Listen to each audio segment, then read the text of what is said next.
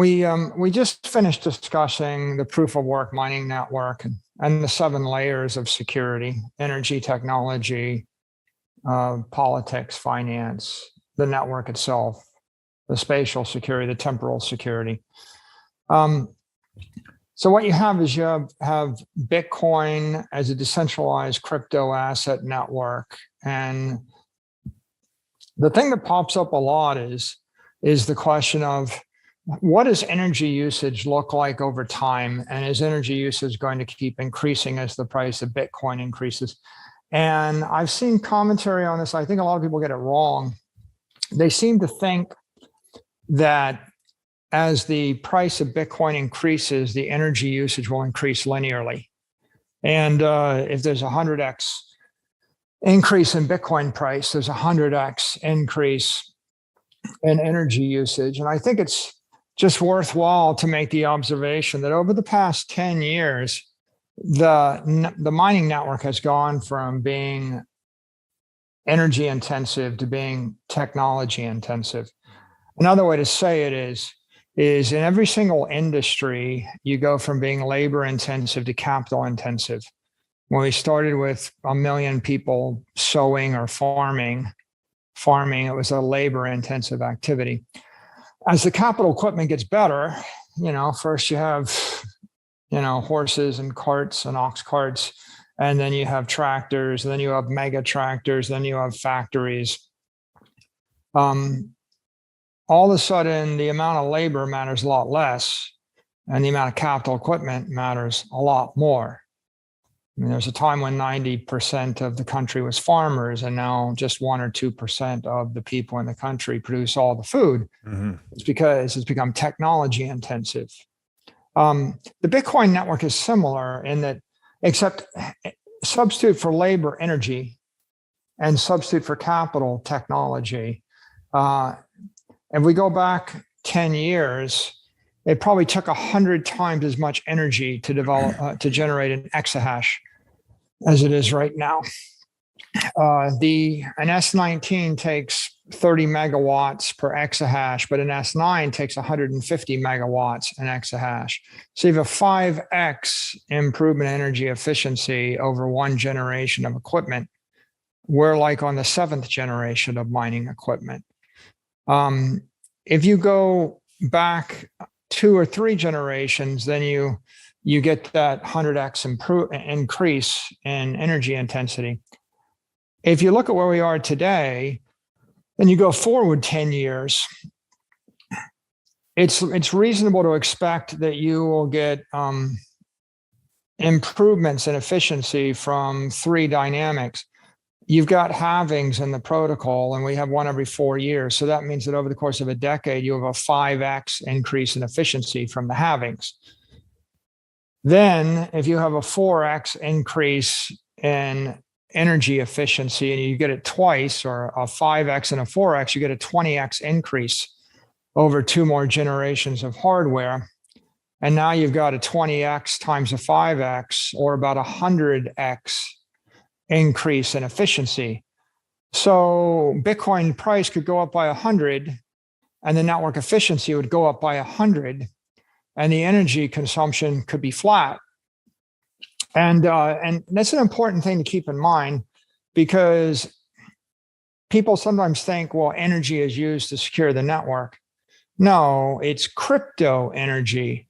It's encrypted energy that's used to secure the network.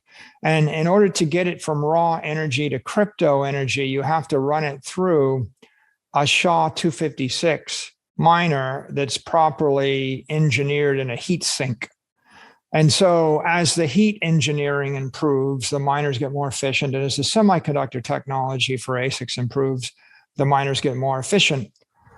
And what you have in that dynamic is a never-ending struggle between brute force and technique, and kind of reminds you of something like nature and competition. Like there's 2 ways to do things, right? You either use raw labor, or you use technology. And it's important to have that dynamic or that yin and yang, because when the technologists get lazy and they stop improving, then the raw material or the brute force overwhelms, and the control of the network shifts back to the energy holders. But to the extent that the technologists upgrade their engineering facilities, their heat technology, their chip technology, then the energy becomes less important. The technology becomes more important. Mm-hmm. And the combination of both of these things require capital, free-flowing capital. And in a free market, the capital is continually seeking the best use. Should I invest money in creating the next generation of SHA-256 miners? Should I invest money in engineering a more efficient Bitcoin mine with immersion cooling? Should I invest money in commercializing more energy, or plugging in more energy and just manufacturing the same design over and over again? You know, so what you have is this nice delicate dance or balance of power. But a model you can think of is, when we first started Bitcoin mining, it was all energy intensive. We were using off-the-shelf computer equipment, and you were throwing raw power and raw commodity materials at it. It's rotated through a set of generations of hashing equipment. So now you need energy, but the limiting factor is not really the energy. The limiting factor on generating hashes is the mining rigs. And maybe you could say the limiting factors on doing this well is the mining rigs properly installed in a mining center with the right cooling technology. Mm-hmm. And if you look forward another decade, you'll see it's going to be much more technical intensive, and you could have all the energy in the world, but you're not going to be able to generate crypto hashes. The break-even point of an S19 is like 40 cents a kilowatt hour. You could pay 40 cents a kilowatt hour for electricity and make money. The break-even point for an S9 is 8 or 9 cents a kilowatt hour. If you have 20-cent power, you can't make money. You got to turn it off. The break-even point for the generation of equipment before that is like 2 cents a kilowatt hour. You can't pay 3, you got to turn it off. And the generation before that, you're down to half a penny a kilowatt hour. So if you're looking to run antiquated equipment to generate hashes, you have to be stealing the power. If you have free energy and it's literally stolen or it's given away, you can run 8-year-old or 5-year-old equipment. But if you're paying your way, you have to run modern equipment. So this is a dynamic model, but it's important because it's a dynamic evolution of the sophistication of the Bitcoin security network that has Darwinian overtones. Because the Bitcoin miner that just buys a bunch of equipment 5 years ago and stops upgrading becomes obsolete. You know, you won't last 10 years without equipment. I mean, your break-even point becomes a tenth of a penny once you're 3 or 4 generations behind. So this is like nature healing itself. It's a very natural process. If you're out of touch and you're 1,000 miles away, the free market somewhere else is going to keep moving the state of the art forward. And should you isolate yourself, you will find that you can't generate enough hash power to participate in the revenues and the transaction fees. And it's the network's way of simply squeezing you off the network.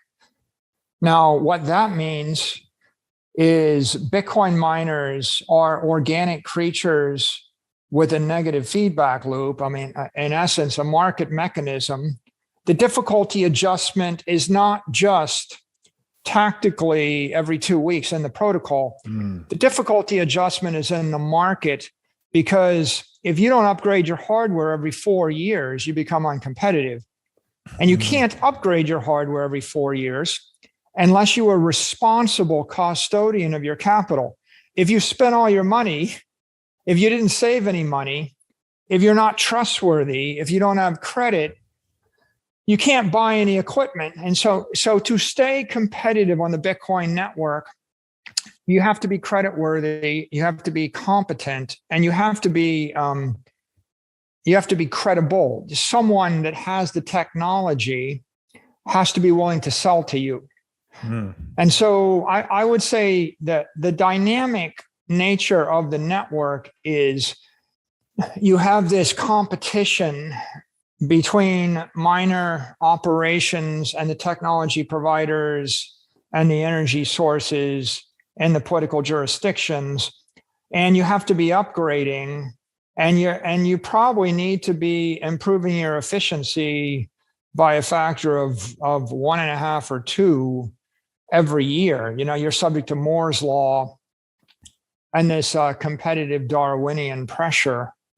And the result of that is energy consumption is going to fall per exahash.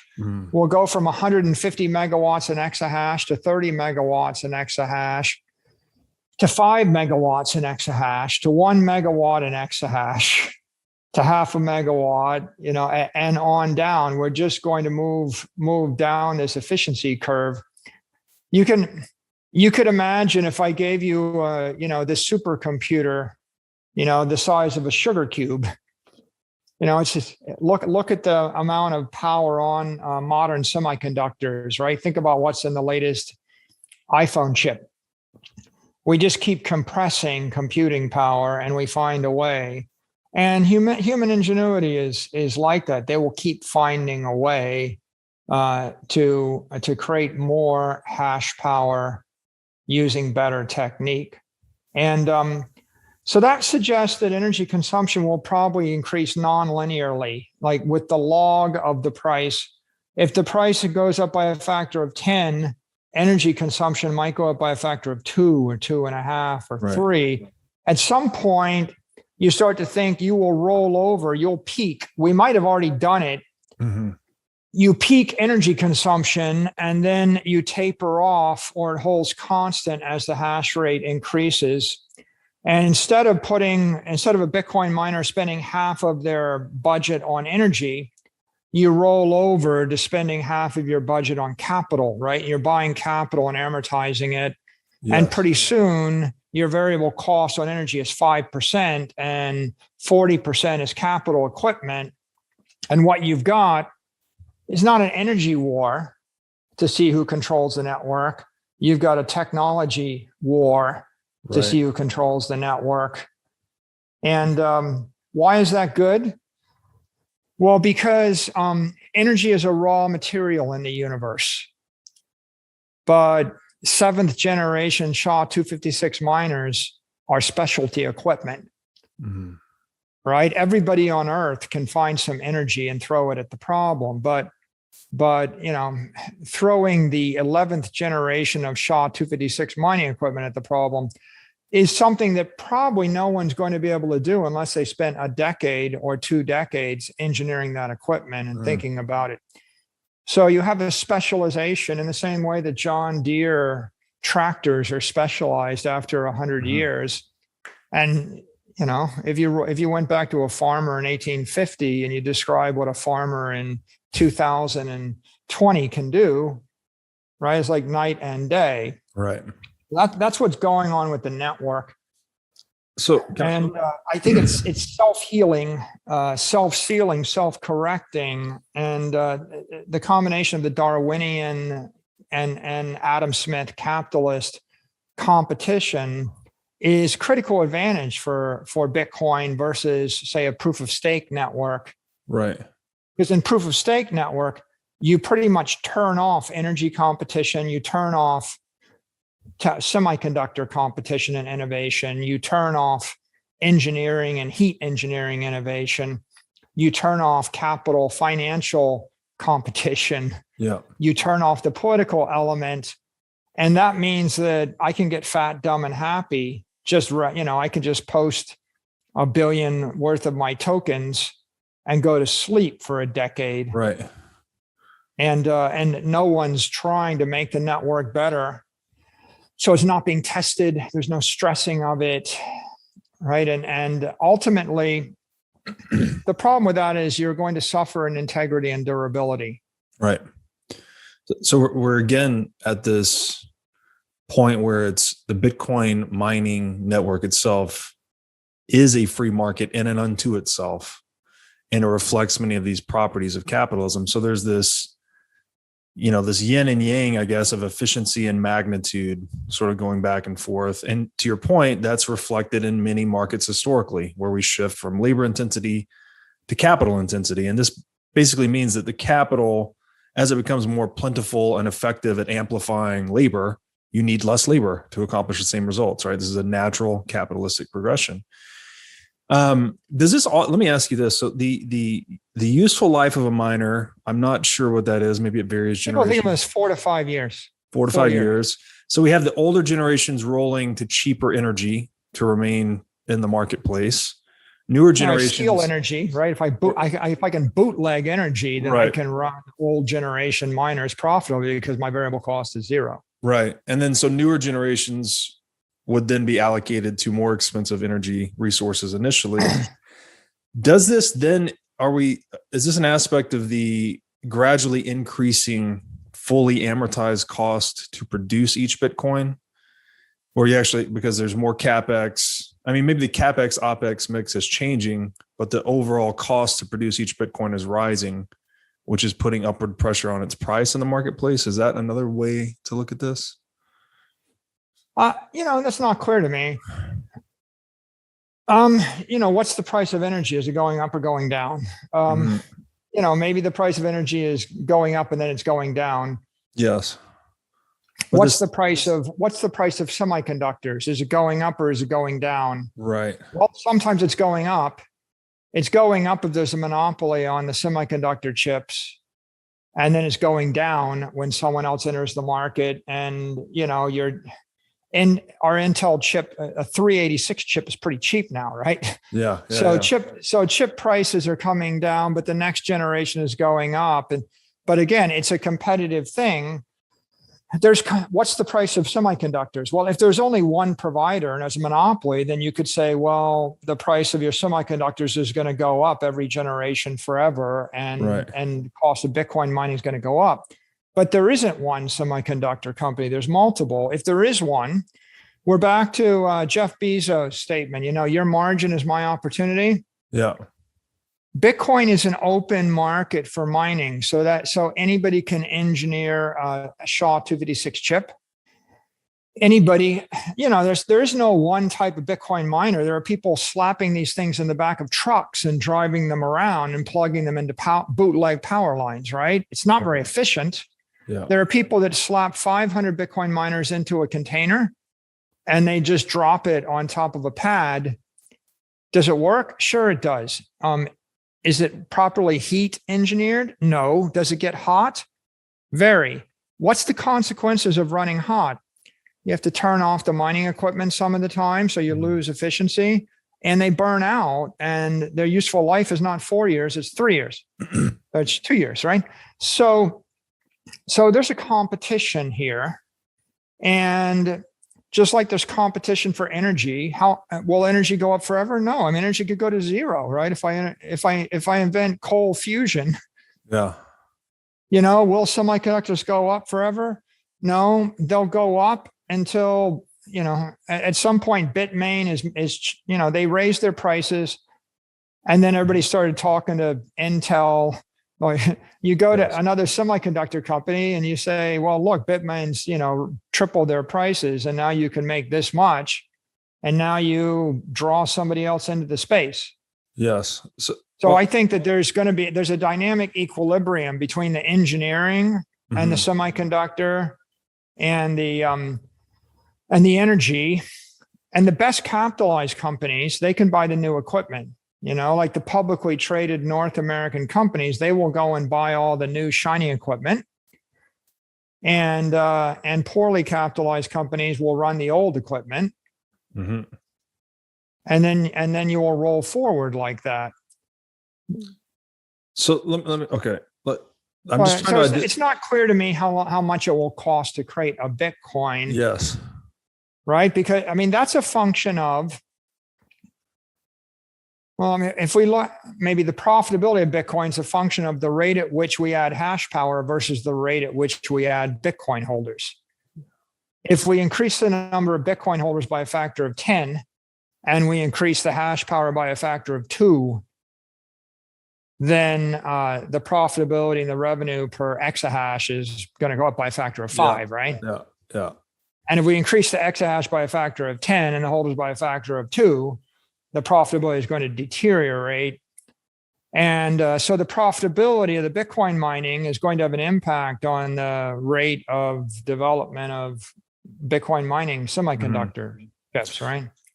So here's what I was thinking is that so the total OPEX and CAPEX going into the Bitcoin network at a halving, it goes, that total allocation of expense goes from producing, call it 900 Bitcoin per day to 450. The revenue gets cut about in half. Not quite. So the production cost per Bitcoin is effectively doubled. And then my thinking was that this higher cost to produce each Bitcoin is actually incentivizing miners to hold, right? They don't want to sell below cost of production. So that's what's bootstrapping Bitcoin's price upward. Yeah, well, I can see once every 4 years, the energy cost doubles. But we don't. But if once every 4 years I upgrade the equipment and it's 5 times faster, right. Right now the question is, how much did you pay for the equipment? Right. Yes. Okay. Right. And the answer is, if you paid a lot for the equipment and you now amortize the cost of the equipment into the cost of the Bitcoin, and you got an answer. But that's a price that a vendor charges you, which could be triple or half, depending upon the competition. In a very competitive market, well, let's say it a different way. Like if you're buying Intel grade 386-46 chips and slapping them into your home appliance, what is the price of the intelligence that you put inside your toaster as a percentage of the cost of the toaster? It's pretty cheap, right? I mean, like at some point, the cost of intelligence starts to drop because it's a commodity market. AMD drove down the prices. And so everybody can put intelligence into their appliance because of competition. If there was no competition, it might go the opposite way. So I think that the protocol guarantees us through halvings that we're going to have to get 5 times as efficient every decade. But the other dynamics, like the rate of technology advance, go even faster. And they're just as much. And I do agree with you on this one idea. We're in a gold rush right now, or a Bitcoin rush, call it. Right. Between now and like 2035, in 2035, we'll have mined 99% of the Bitcoin. Right. So you've got 14 years. And during the 14 years, the block rewards are pretty high, relatively speaking. And so it's very lucrative to be in the business, but the business is going to become less profitable, likely.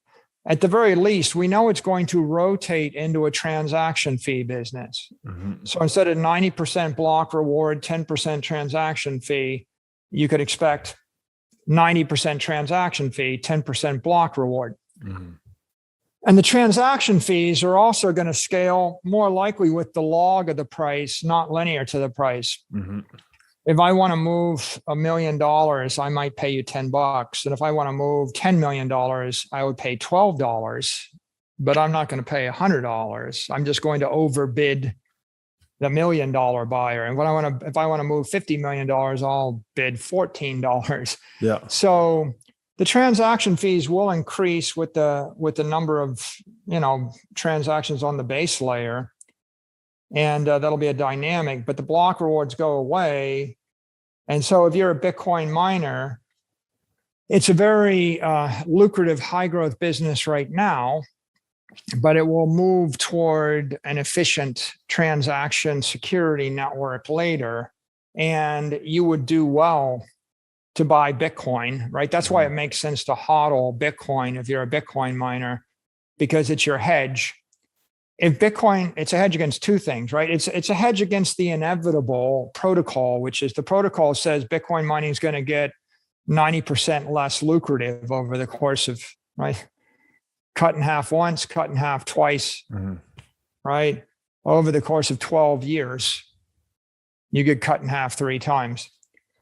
So it's a hedge against that, but that's a long term. It's also a hedge against the near term hash rate explosion.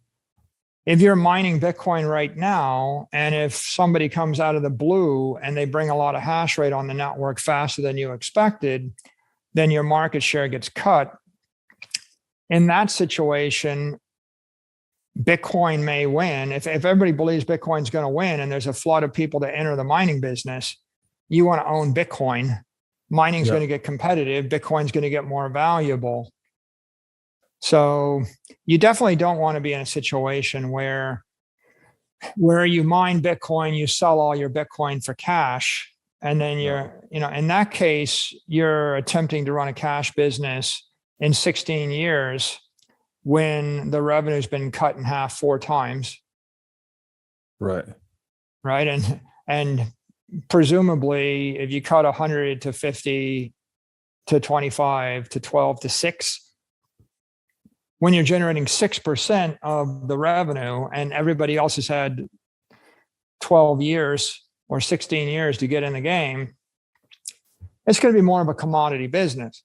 Right. Now, that's not to say that a Bitcoin miner can't compete and evolve. It may be a great business then too. It may be that Bitcoin miners evolve to be running Lightning nodes or running layer 2 platforms of other sorts. It might be that as a Bitcoin miner, you have a huge Bitcoin treasury and then you can generate yield on it. It might be that there are other applications. We'll talk about some. It's very logical for Bitcoin miners maybe to get into some of these other application areas that will pop up in time. And there are technology possibilities here. So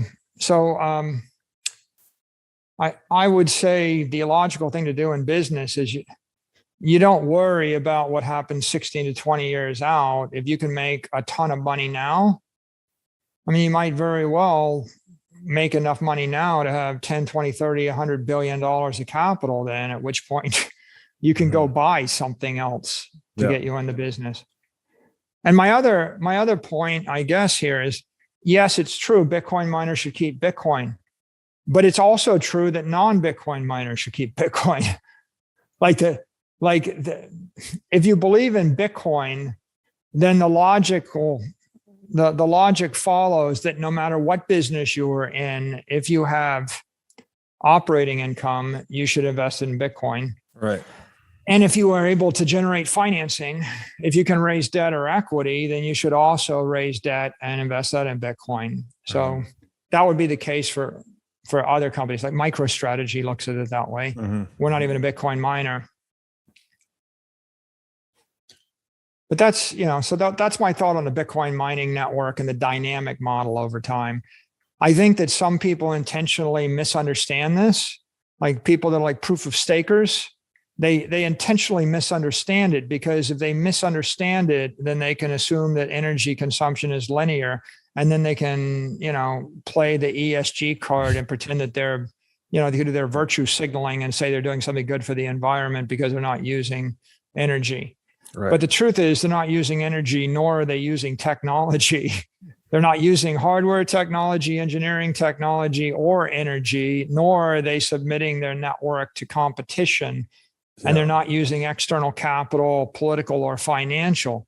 What they're doing is they're creating a protocol, a virtual protocol, in order to create security. And even there, if you're going to rely upon a virtual protocol to create security, you'd be better off to stake the protocol with an asset that is outside of the network, that is external to the network. So, for example, the Lightning Network makes a lot more sense because it's staked with Bitcoin than if it was staked with Lightning Coin. Right. Yeah, and it's paying the revenues for services rendered, which is actually the routing of transactions versus just how much Bitcoin you hold. It's not how it works. So I think this is the key point here, is that the proof of work energy expenditure is actually transforming what would just be kind of video game asset into a macroeconomic asset. It's creating a vortex in the real world. Yes. Yeah. Yeah. Yeah. It's your connection to thermodynamic reality and socio-political reality. Exactly. You can't be in denial of those two. Yes. But what people think of you matters. If the person is the police officer on the beat or runs the country, what they think of you matters. Yes. And what nature thinks of you matters. If you decide to step off a cliff by looking the wrong way, nature's opinion matters, whether or not you respect nature or not. And so it's very important that if you're building something that you want to last for 1,000 years, you respect politics. Yeah.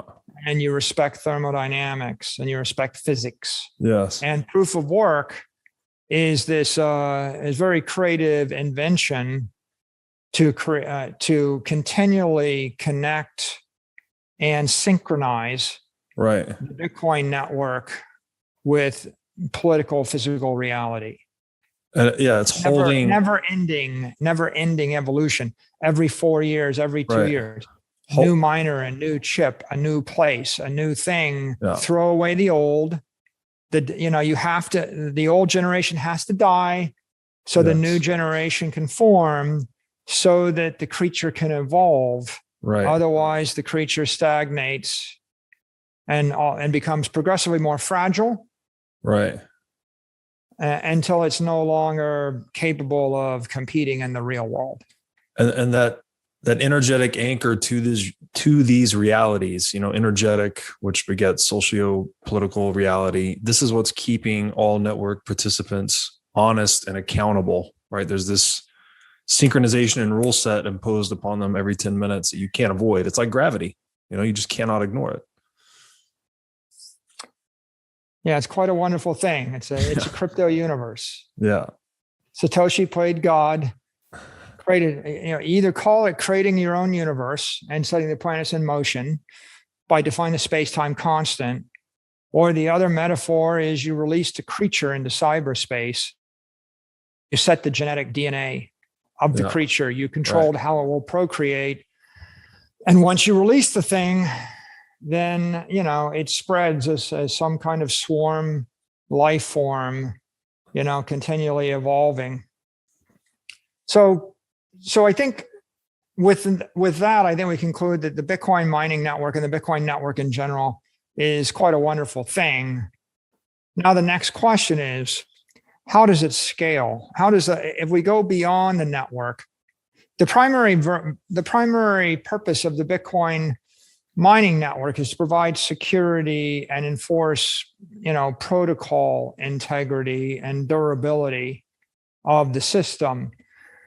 And it does that very well. But so how do we actually scale out to provide hundreds of billions of transactions a day to billions of people on the planet at the speed of light, using the latest computer technology?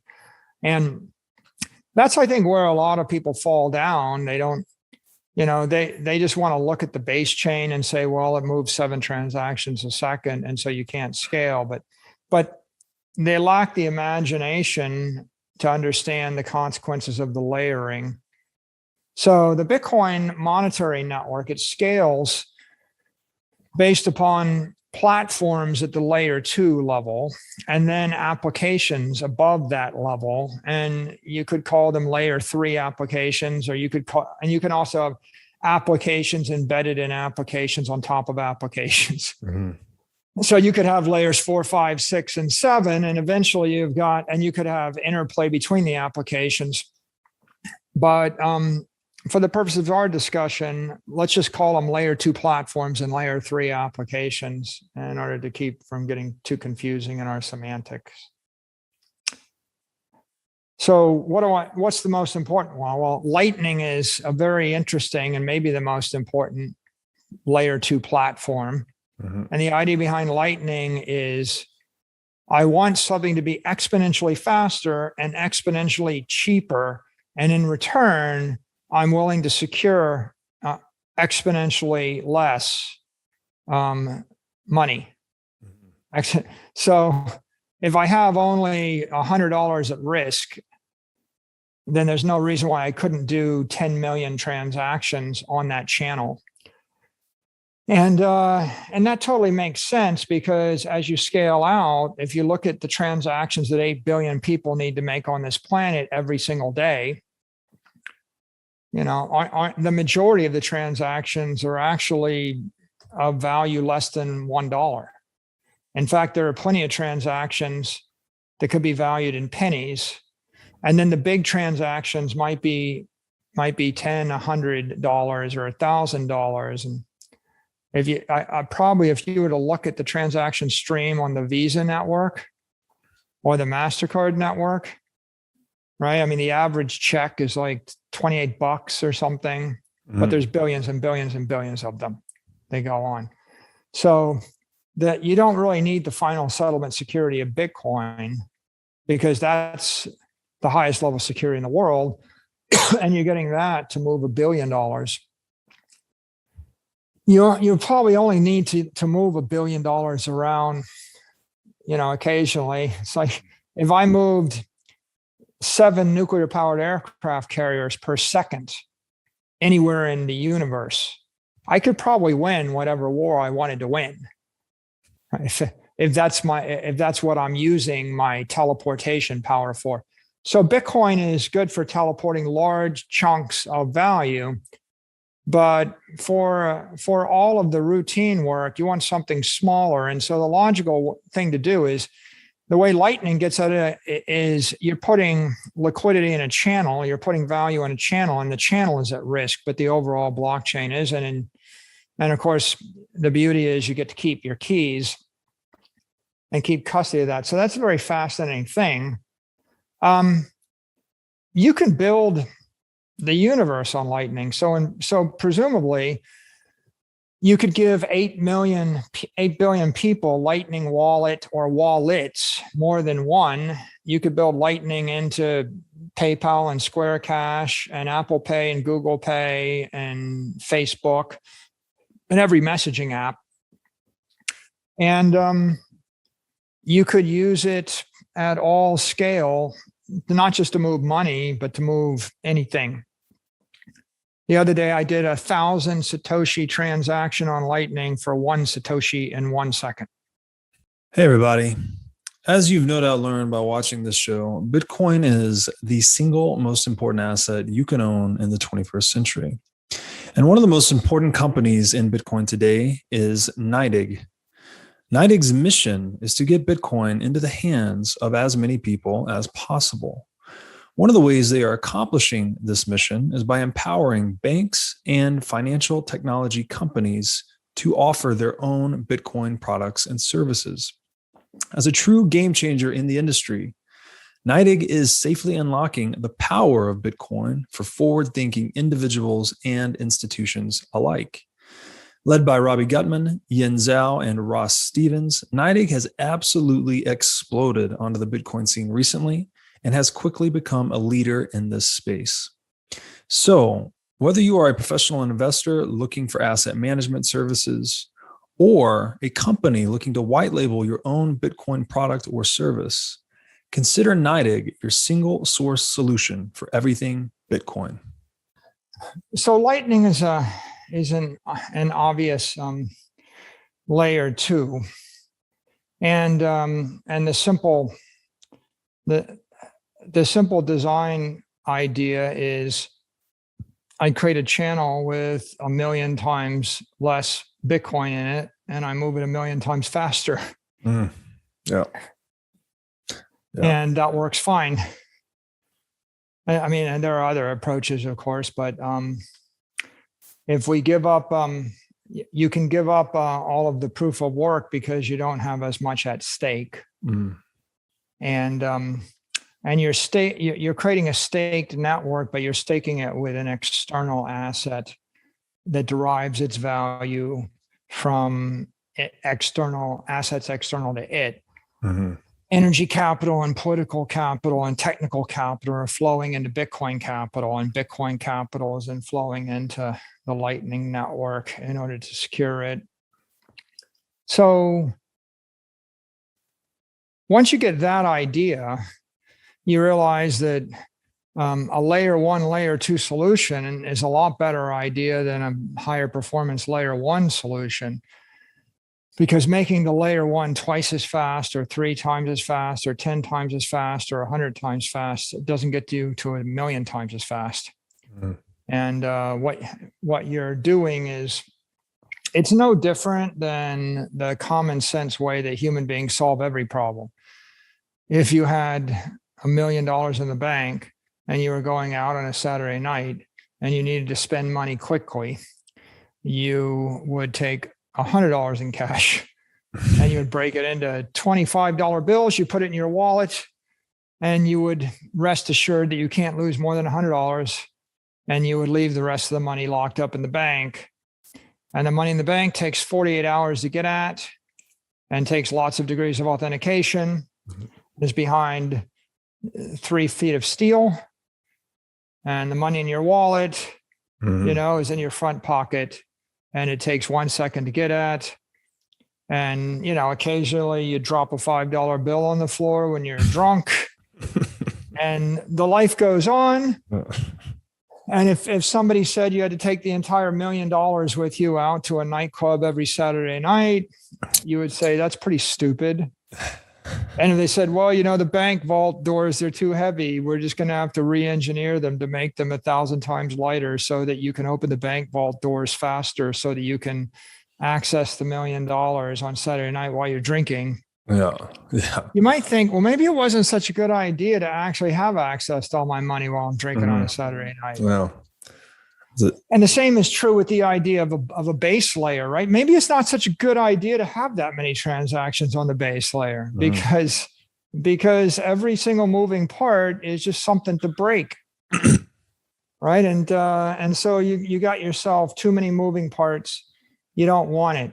So the layer 2 platform is this idea that what I want to do is I want to create a cache, if you will, of a much smaller amount of value that is much less at risk, that I can afford to move much quicker, and I don't need the same degree of security on it. And Lightning is not the only layer 2 platform you can conceive of. Another crypto network could be a layer 2 platform. In theory, you could spin up a proof of stake network and you could stake it with Bitcoin, and it wouldn't be a theoretically different thing.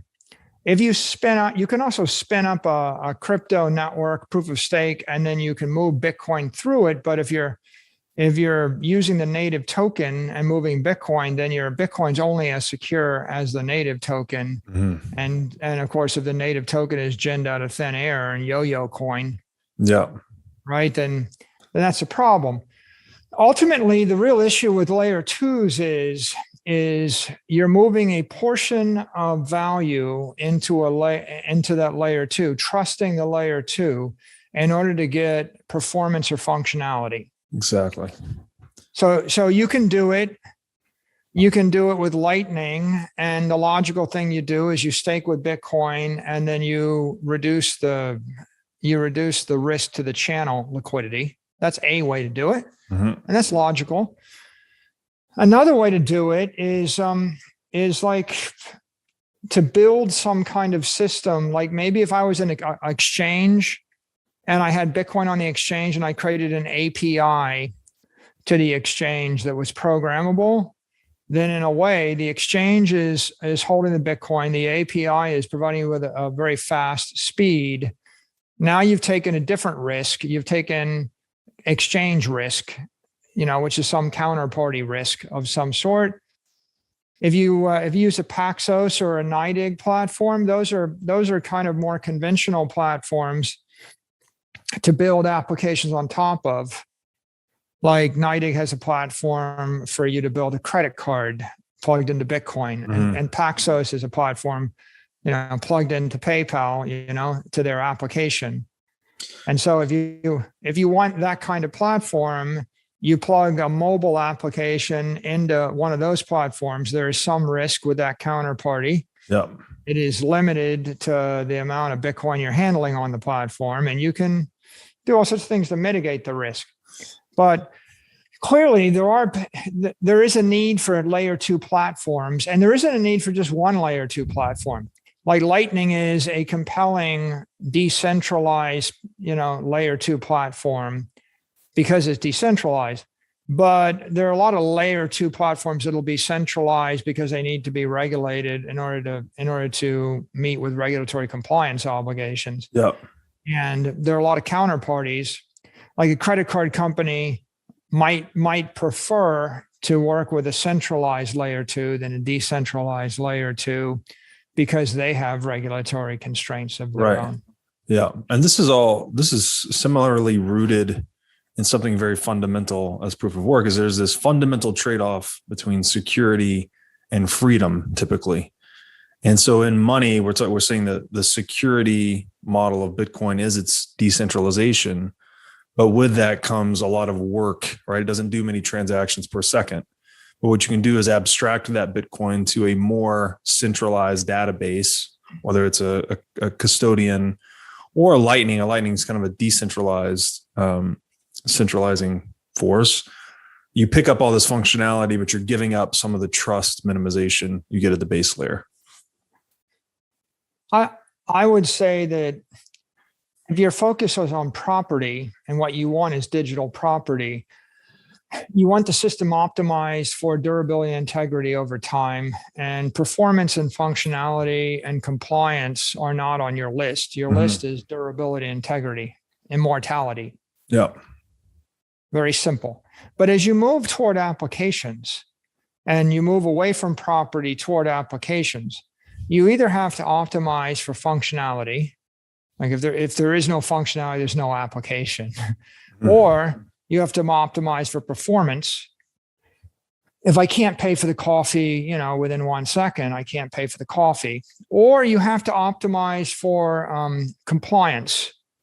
If I really want to issue an insurance policy, or I want to issue a security, or if I want to issue maybe a yield token, and it's illegal in a certain state, then if I want to do it, I have to actually comply.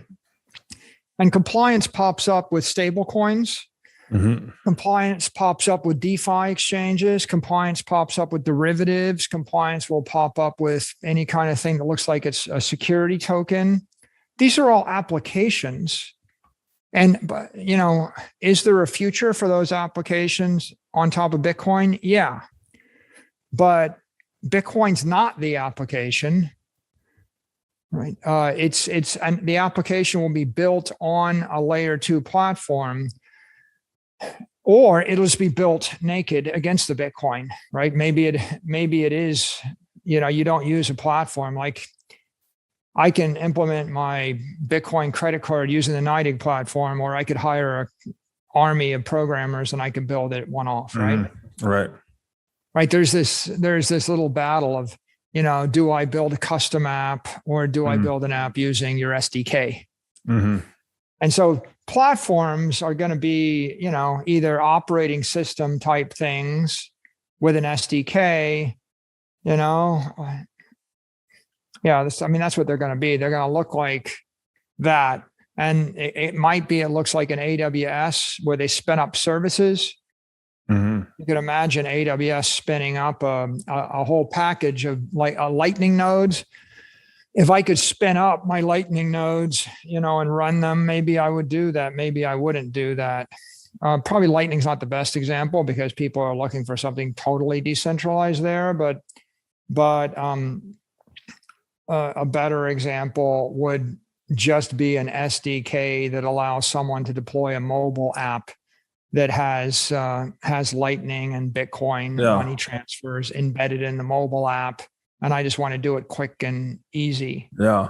I guess so I can scale the back end. There's kind of a continuum, right? Where we have this totally kind of decentralized layer 2 and Lightning. Maybe you have SDKs in the middle versus a fully centralized solution via NIDIG or someone else. But it just speaks to the versatility of Bitcoin, which again, you can't get from a gold, right? You can't get this versatility of application layer with something like gold. And there's going to be competition, right? Yeah. Massive competition with regard to what are the SDKs and the layer 2 toolkits. Yes. And even Lightning has like Lightning Labs creating a toolkit to help you deploy Lightning, right? So that's competition. And it's sort of interesting, but it gets theoretical in a way. So it's actually probably more instructive to move down to the applications themselves and talk about what are the applications of Bitcoin that scale the system, because these are the things that make the difference. And once you start to think about the range of applications, then you figure out what you might build into your platform if you're trying to create a business hosting those applications. So let's talk about that. The obvious application, is the individual holder that owns Bitcoin or just holds it in cold storage for long periods of time. So it's like the family or the individual. And I think that's pretty well understood, and that's been pioneered for a while. The thing that's varying is the way that individual chooses to hold the Bitcoin. And that's where it gets really interesting. So, for example, probably the one thing I probably want to start with is this observation that one interesting application of Bitcoin is a bond. You can actually create a derivative or a security of Bitcoin and scale the network with the bond. So if a government owns Bitcoin, right, the government is the customer. And if the government then buys the Bitcoin and then issues sovereign debt, the sovereign debt becomes a Bitcoin derivative. Mm-hmm. So you're creating credit from Bitcoin. Bitcoin is the base layer money. Mm-hmm. And the debt or the credit of the government or the bond is the layer 2 money. It could be backed in whole by Bitcoin, like 100%, or it could be in part by Bitcoin or something. If a municipality, like a city, buys Bitcoin and issues municipal bonds, that becomes another form of an application of Bitcoin. If an agency like Fannie Mae or Freddie Mac or any international agency, United Nations or the like, if they were to buy Bitcoin and then issue any kind of bonds, it's another example of a derivative. When a corporation buys Bitcoin, like MicroStrategy, and then we issue a bond that's backed by the Bitcoin, we created that derivative. And you could even take Bitcoin, there's $700 billion of this Bitcoin out there, and you could issue asset-backed bonds, call it Bitcoin-backed securities. They used to be mortgage-backed securities. And with mortgage-backed securities, we take a bunch of heterogeneous assets and we securitize them into a note. And so Bitcoin is, imagine you had 21 million identical houses called Bitcoins, and you decided you were just going to create a bond backed by 11 of them or 37 of them, an asset-backed bond. All of those are applications of Bitcoin. They're not applications the way a computer scientist thinks of them. They're financial applications of Bitcoin. You can have technical applications of Bitcoin that are running on mobile devices, like mobile apps. You could have web applications. You could have financial applications of Bitcoin. And a lot of times when people think about scaling, they only think about the technical applications, and they don't really think about the financial applications. If we move on to the next layer, our next type of application, think about mobile payments. A mobile app that does payments is something you can plug into Bitcoin. Like Square and PayPal have plugged mobile apps into Bitcoin. And what does the mobile app do? Well, maybe it lets you buy Bitcoin. Maybe it lets you send Bitcoin. Maybe it lets you send Bitcoin via the Lightning Network, like the Moon Wallet. That's an application. But maybe it lets you send Bitcoin on its own proprietary network, like Square cash tags. You can send Bitcoin between one cash tag and another cash tag instantly for free. Or you could send Bitcoin, between any two mobile apps within the network using the handle of the network, right? If you were doing that, then probably the application provider custodies some of the Bitcoin and they're moving it, and they become a fractional bank of Bitcoin. Bitcoin becomes the central bank in cyberspace, or as our friend Ross Stevens would say, the decentral bank in cyberspace.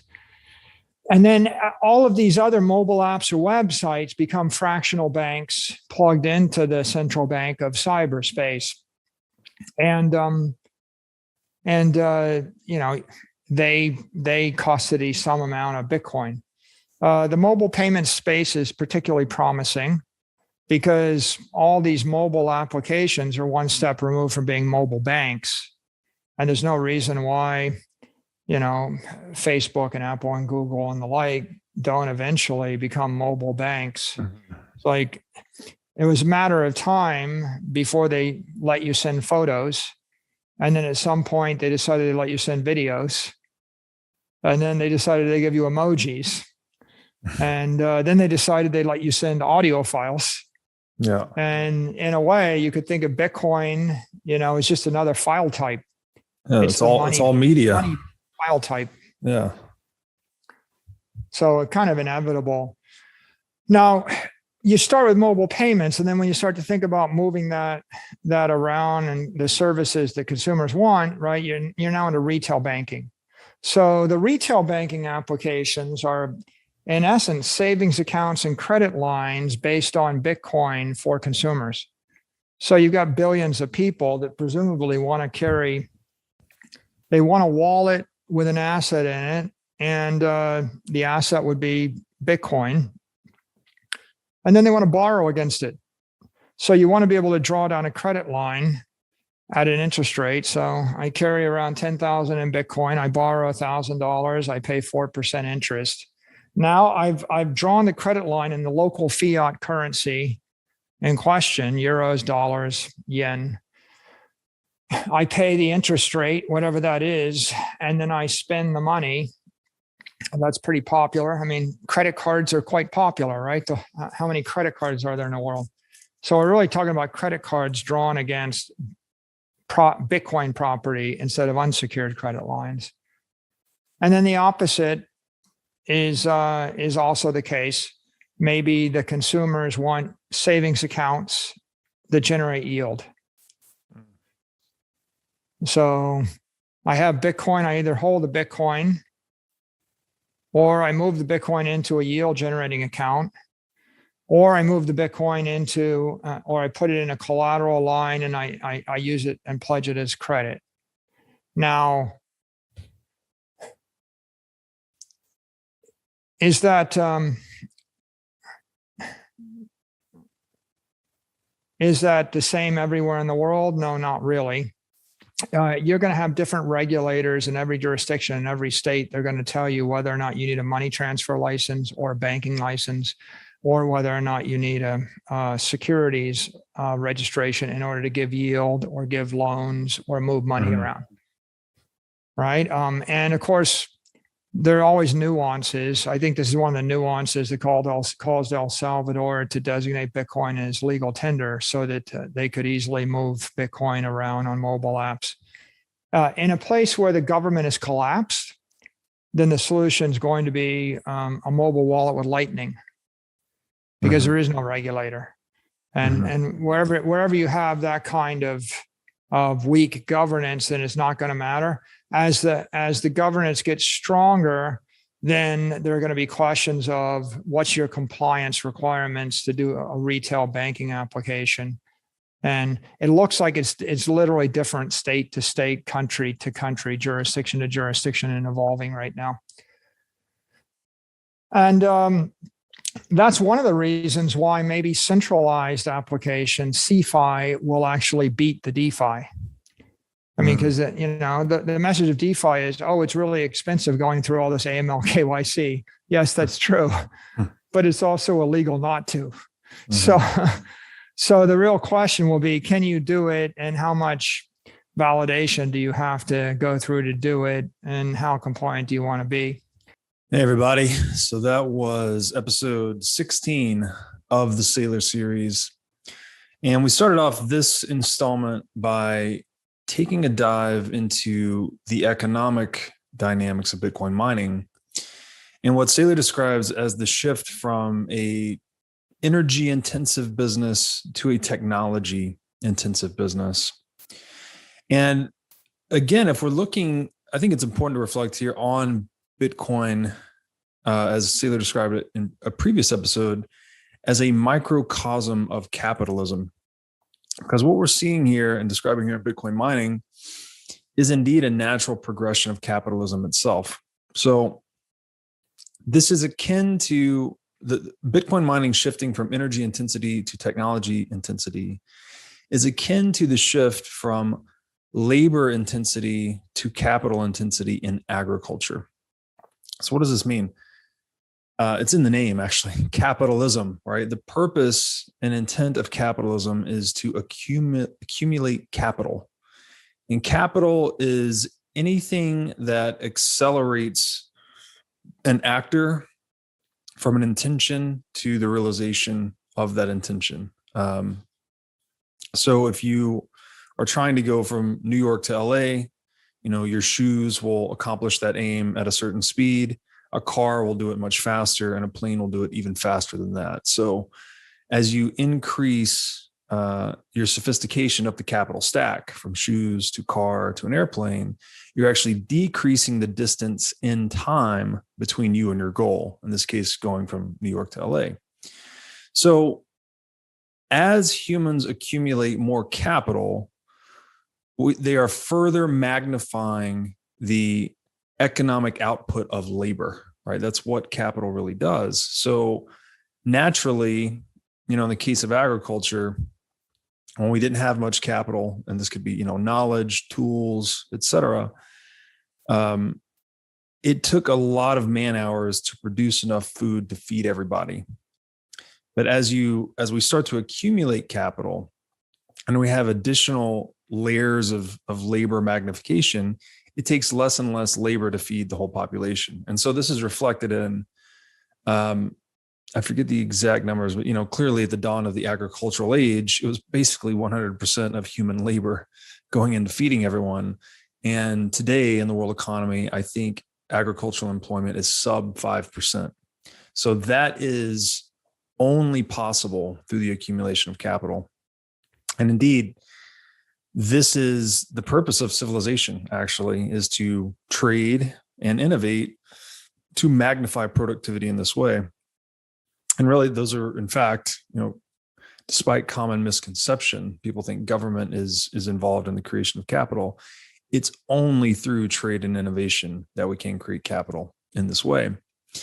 And so for Bitcoin, this pattern plays out in the network shifting from a very energy intensive model, as it was early on when people were just mining on computers, to a more sophisticated capital stack and therefore more capital intensity over time.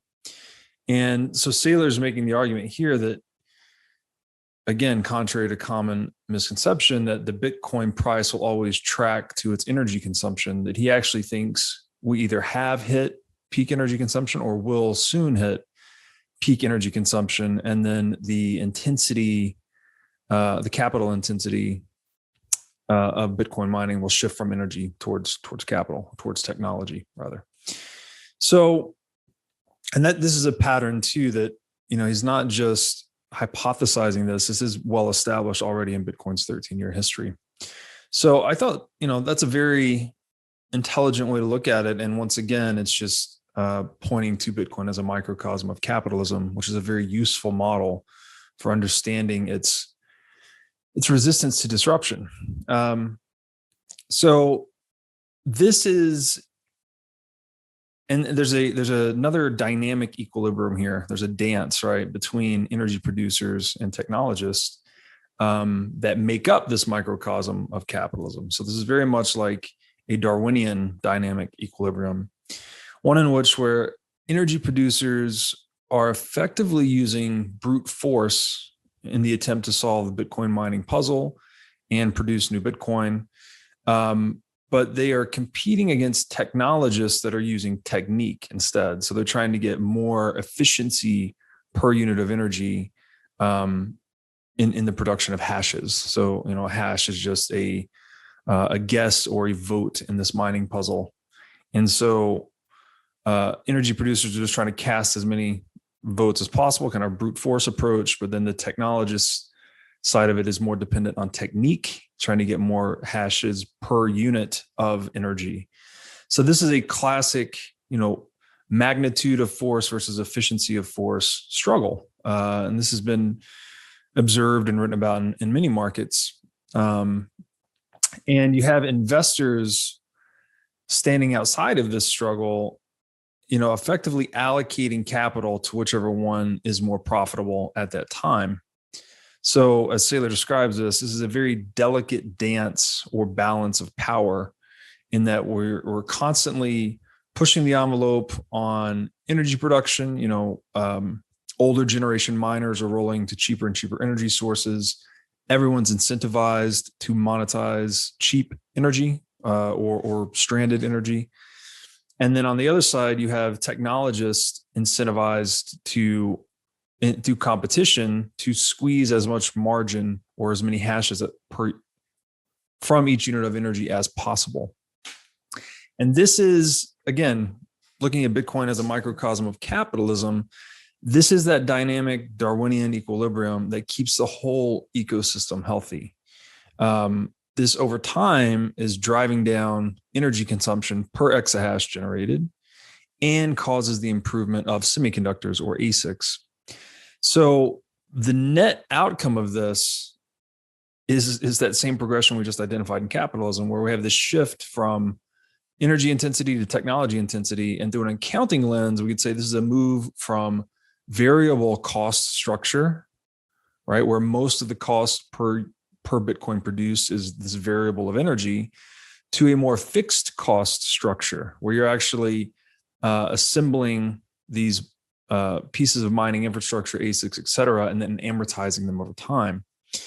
And so this will, over time, shift the contention, actually.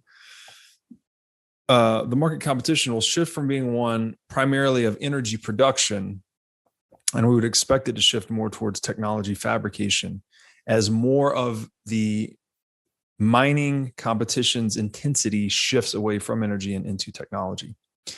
So this is really important too, because as the network then grows, becomes larger, and continues to proliferate, it becomes more technology intensive. This is going to incentivize outside capital allocators to take it even more seriously, right? Again, with more fixed cost of production, you get a more predictable and manageable market or production process to participate in. So larger, more risk-averse pools of capital will now start to look at Bitcoin mining as an investable domain. So another way to maybe think about this is that capital itself is it's a form of frozen time or energy. So as the network becomes more constant within the plans of capital allocators, which is to say it's larger, it's more robust, less likely to fail, right? So it's kind of forcing everyone to develop a Bitcoin strategy, as we've talked about previously. You'll see more investment related to the fabrication of ASICs, of the technology side of the business come into play. And what this does now is it starts to actually blow up that spatial and temporal bubble we talked about in the last two episodes, where Saylor laid out his 7 layers of proof of work network security, such that if you want to come into the Bitcoin mining game and say mount a 51% attack, you're now competing with all of these other technology fabricators that are incentivized effectively to plug their production networks into Bitcoin mining and generate profits from them. So it becomes this is where those layers are developed, I guess. And maybe, the other way to think about this is that clearly the energy piece is very direct. You're just plugging in energy, you're running it through the mining competition, and you're trying to produce Bitcoin. But when you plug in the capital piece, you're talking about connecting production, branches of production that are much longer, much more roundabout, much more complicated, much more capital intensive. So they are able to bring a lot more wealth to bear into the network over time versus just monetizing energy directly. So this is, the visualization I have here is we're moving from something that's purely dynamic, which is just the monetization of energy directly, to something that's starting to lay down static layers as well in the form of capital networks. So this, if we're again looking at it through the lens of capitalism, this is what we do on a global economy basis, right? We're trying to amplify the returns on our energy, our labor energy, by accumulating capital. We would expect the Bitcoin network to follow a similar path, and that it would initially be a lot of raw power being monetized directly, but over time, the technology, which is to say the capital intensity of the business, should increase, and you'll actually get greater returns on that energy expenditure, such that energy usage peaks at some point. It does not track to the Bitcoin price forever, which would say Saylor brilliantly elaborated that it probably moves at the log of the price or something like that. So, great points there. I guess the overall moral of the story is that all this open competition in Bitcoin, the microcosm of capitalism, is what keeps all market actors honest and adaptive, right? You're constantly being pressure checked by competition. You have constant incentives to evolve, to be at the cutting edge, to cut cost, to create value. And, it's this Darwinism that keeps ecosystems free of failed or weak strategies, right? We see this in nature. If there's an animal in the herd and he's moving more slowly than the rest, then those are the ones the predators pick off. And the net outcome of that is that the herd is best conditioned for resisting predation. So similarly, in the Darwinism of capitalism, weak or inferior strategies or non-cost-effective strategies get picked off, right? They get destroyed, they get outcompeted. So that, in a nutshell, is why Bitcoin, via the proof of work mining algorithm, wins, right? And it wins over all of these other consensus mechanisms, like proof of stake is being theorized about a lot lately, but it suffers from a distinct lack of this Darwinian element that makes proof of work so viable. So just great points there, connecting capitalism and Darwinism. Saylor and I got into a little bit of an exchange on how Bitcoin actually bootstraps its market value. And there's a point here I've talked about before, but I'll reiterate as I think it's important.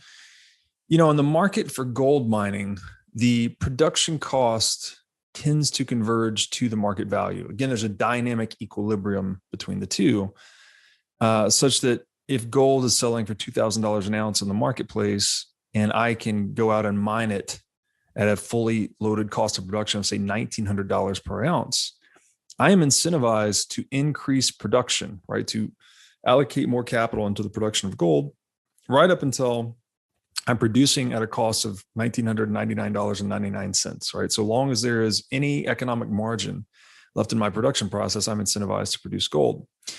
So I see this as, we have these larger production structures, these more roundabout production processes, specifically related to semiconductors and ASICs, coming into the Bitcoin scene, connecting into this Bitcoin microcosm of capitalism. And as more, they're again bringing more force to bear, more wealth to bear into the network, channeling more energy is maybe another way to think about it, that they're actually increasing the cost per Bitcoin. And at each halving, all of that collective energy and technology intensity is going into mining. The daily production gets cut in half. So if we're doing 900 Bitcoin per day in the current halving epoch, that goes immediately to 450. But the energy and technology intensity did not change that much. And actually it changes less and less over time as energy is a smaller component, right? Energy can be turned off quickly, but these large production processes, roundabout production processes of capital cannot be so easily turned off, right? They're much more permanent than just the energy side of the business. So this means, in my mind, the way I understand this, that miners are effectively incentivized to hold Bitcoin, to not sell Bitcoin in anticipation of each halving, because at each halving, the Bitcoin side of their P&L, the Bitcoin revenue, is actually getting cut in half. So you're incentivized to hold Bitcoin and not sell to cover production costs in anticipation of each halving. This is, and in the competition between miners, you want to hold it as long as possible. So the stronger balance sheets will tend to prevail, or more prudently managed balance sheets. And this engages this like a game theoretic process between miners that's somewhat of a self-fulfilling prophecy. And I've talked about this in some of my writing previously, where there's this virtuous cycle of Bitcoin that no one has figured out how to break. I've called this an unstoppable vortex of incentives. And it's one in which basically Bitcoin mining is the security budget for Bitcoin. So as more energy and technology is allocated into the network, Bitcoin becomes more secure, right? This makes its network more robust, makes Bitcoin a better store of value. As Bitcoin becomes a better store of value, more people want to buy it as money, buy it and hold it as a store of value. This causes its price to increase. A price increase in Bitcoin makes mining more profitable. As mining becomes more profitable, more energy and technology comes under the mining network, and that makes Bitcoin more secure again, and so on and so forth. So there's this virtuous cycle that is Bitcoin, centered on this idea of Bitcoin as capitalism. Really, it's like an unstoppable game that really just forces rational economic actors to play.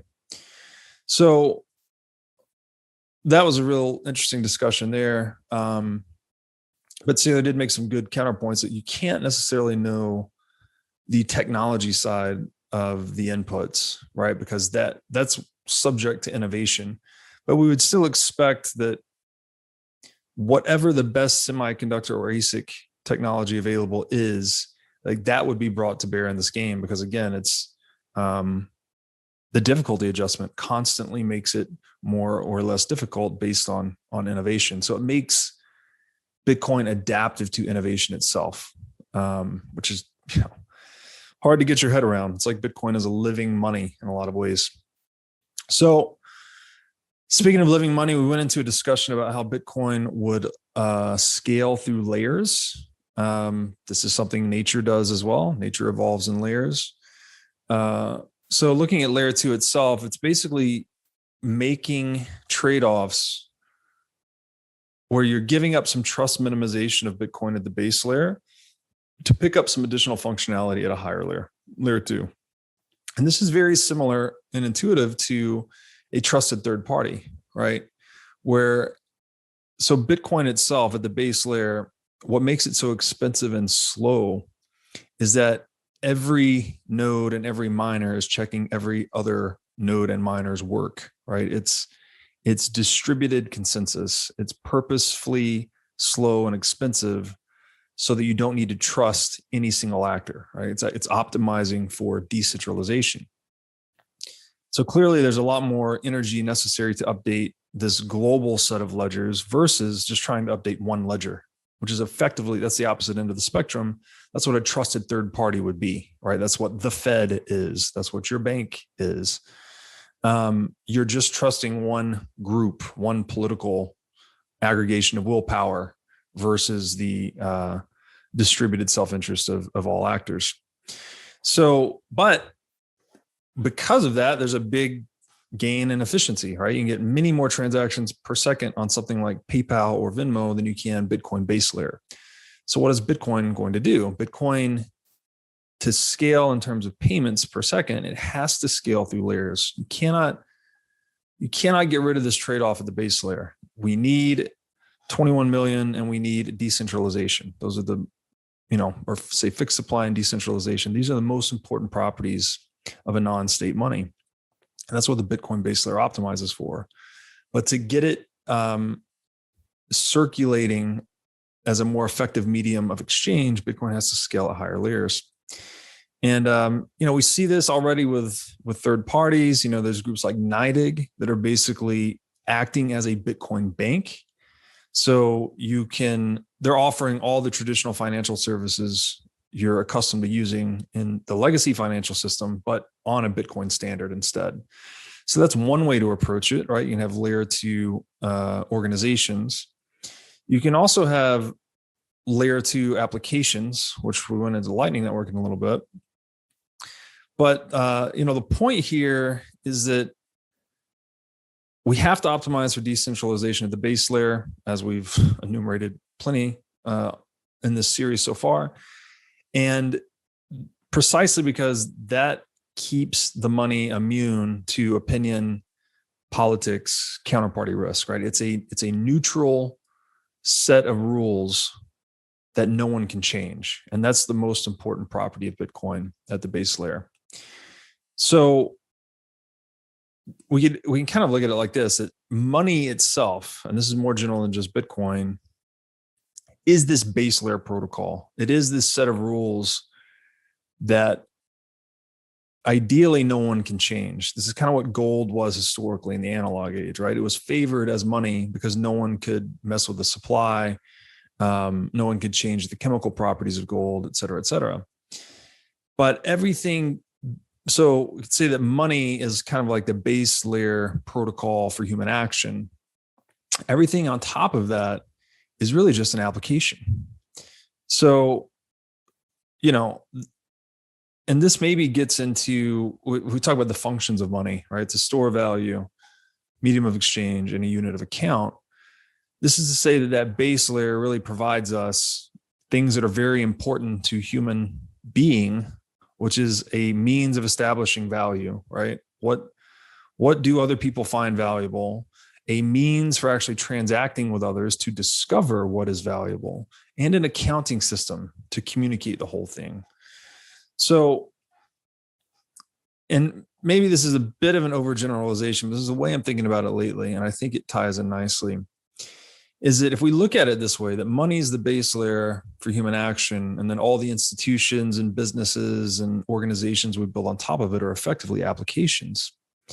We could say that this becomes the common thread between the two, that, individuals, organisms, organizations, they're all just wealth strategies effectively. And when I say wealth, I mean specifically, a lot of people think that wealth is like, your riches or your stuff. But even in an organic sense, you could just consider wealth as being like time saved through some organic specialization or innovation.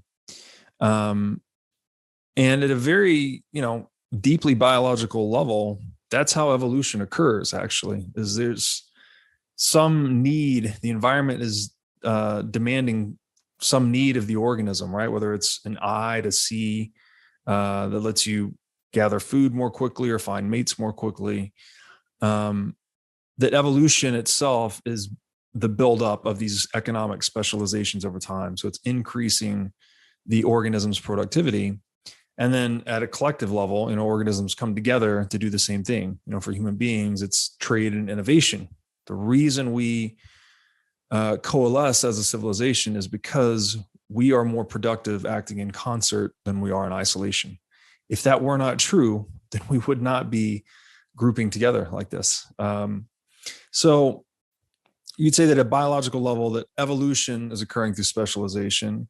At the socioeconomic level, innovation occurs through specialization as well. Clearly, that's how a tool that's more fit to its job just tends to outcompete in the marketplace. So herein lies that connection where these are very similar dynamics, right? We have evolution, that's kind of this organic process of innovation. The body is learning through interaction with its environment to become more fit over time. And then we have innovation, which is more like an inorganic process of evolution. So, in the case of humans, we're actually figuring out how to be more fit to our environment through material engagement, right? Through tools, things like that. And so, I think that is just a big worldview shift right there, especially for people unfamiliar with economics and monetary history. I think the prevailing belief is that government is just the originator of money somehow. Government's like the base layer, and then they issue money, and there's a market on top of that. But when you study socioeconomic history and evolutionary biology, how did we get to this point? It's actually the precise opposite. It's that we are engaged in a market process in nature. Nature is a market process. We keep talking about Darwinism and capitalism. I mean, they're very similar. And money is really beneath government, right? Government is just one business model. It's a business model designed, to monopolize violence and enforce property rights, ostensibly. But it itself is just a business. It is just another wealth acquisition strategy, similar to every other organization and organism in the world. So this maybe points to how big of a deal Bitcoin is, right? It's something that's disrupting money, which is the base layer operating system for human being, in the most fundamental way possible. So in my mind, this explains why so few people understand the significance of it. And it also points to, those of us that study it closely, maybe we're not seeing larger implications of what this might be. So, I guess the closest analogy here is that I think the transformation from the agricultural age into the industrial age will be equally significant as the transition from the industrial age into the digital age. So if you could imagine being a farmer in the agricultural age and trying to envision where we are today, right? Where the industrial age has brought us, flying and telecommunications and all of these things, it would just sound like magic, right? And this gets us all the way back to the beginning of the Saylor series, where he quoted, I forget the author's name, but he says, any sufficiently advanced technology is indistinguishable from magic. So I think this is just a great way to look at Bitcoin mining again.